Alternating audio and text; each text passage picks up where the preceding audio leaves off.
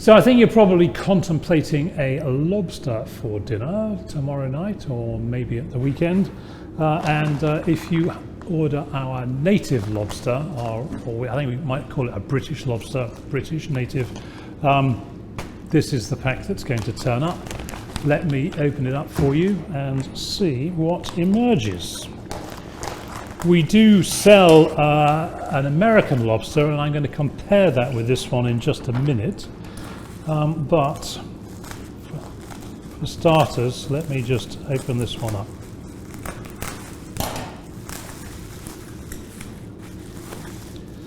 So this lobster weighs 520 grams, and it is a very fine beast, I've got to say.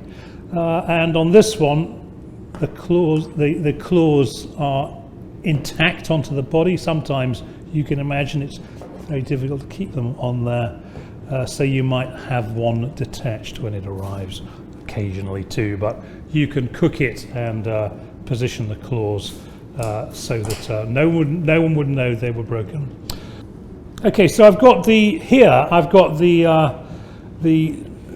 British lobster and the American lobster side by side, so you can see the difference.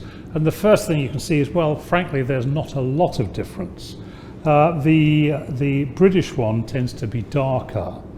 I don't know if you can see that under these lights. The American one is therefore lighter. It's got more browny bits on it. This one is quite spectacularly black. Sometimes they're blue rather than black. When they're cooked, they'll both be red. They'll turn red very quickly. Would you know the difference? Well, frankly, I'm not sure I would.